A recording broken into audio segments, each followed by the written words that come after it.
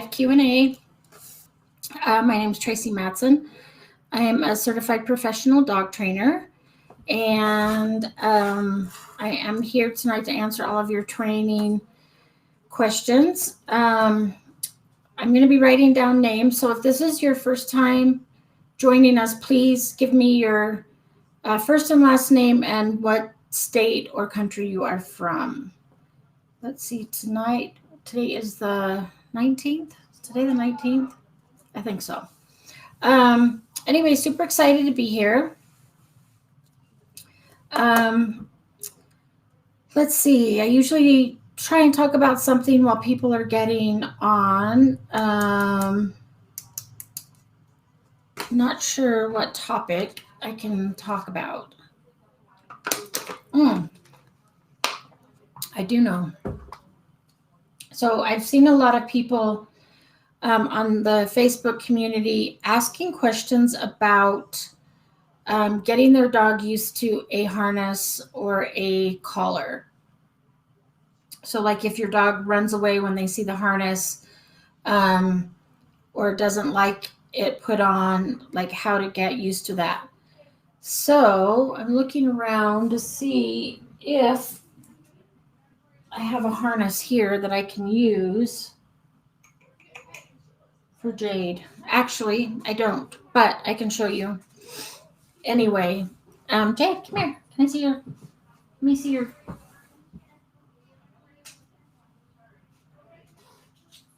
Okay, I'm gonna borrow Jade's martingale. So this is a martingale. It's not a choke chain.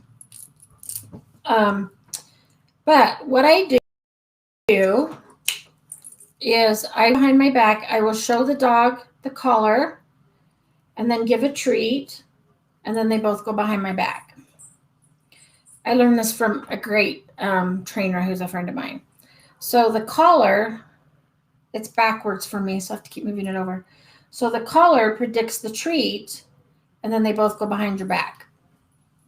So you want to do this until the dog is excited to see the collar because they know that a treat's coming. So as soon as you show the collar and the dog's like wagging their tail and excited, like, oh, there's the collar, I get a treat, then you can progress to the next level. So then I'll often like put it over my hand like this and like feed some treats with it right here. And then I might put it here, put some treats on my hand and let the dog take the treats out of my hand. Then the next step is you want to make the collar go as big as you can. And then I will like lure the dog closer to the collar.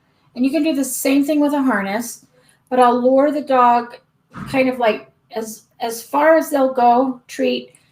The important thing is to always back away and allow the dog the choice to back away if they want to. So don't ever force the dog to go through if they don't want to, okay? So if the dog only goes so far, then go ahead and give them the treat. And then you can try to pull them through a little bit farther, give the treat, allow them to back out if they want.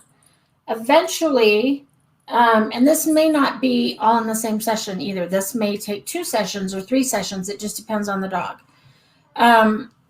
So what that will look like, this probably is too small for Jade to put her head through, but I will kind of show you. Here, JJ. So let me get this down further. So see, I'm like bringing the treat and luring her head through it and then back.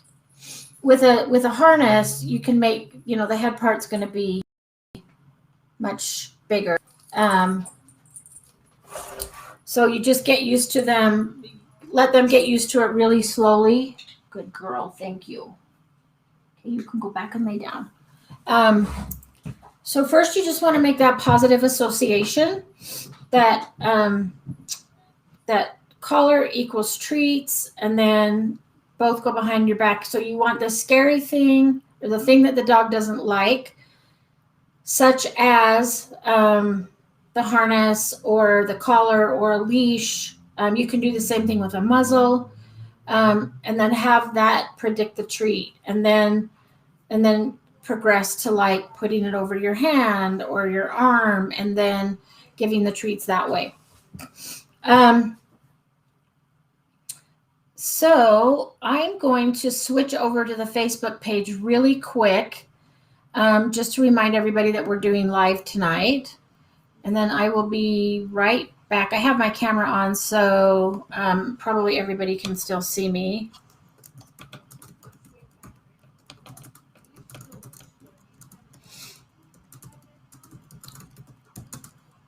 But just so everybody knows we're here.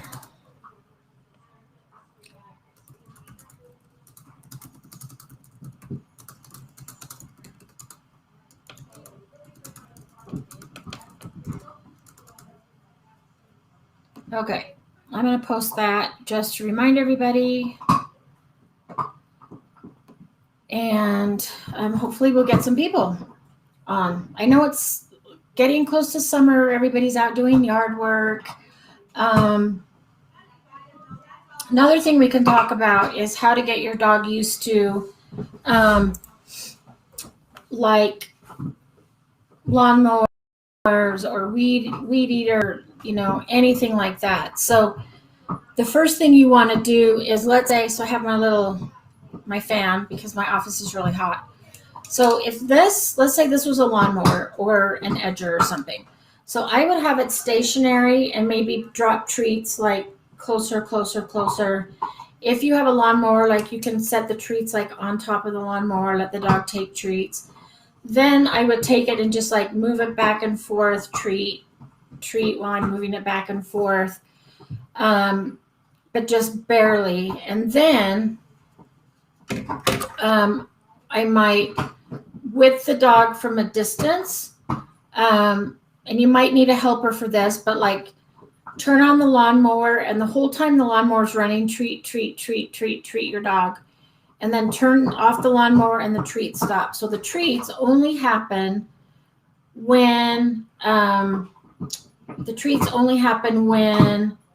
the noise is on, and then as soon as the noise stops, the treats stop. Okay, does that make sense? Let's see. This is doing something kind of weird, and there might be people on here and I'm just not seeing your comments, because this is just spinning. I'm going to go out and then come back in and see if we have something different. So we'll be right back.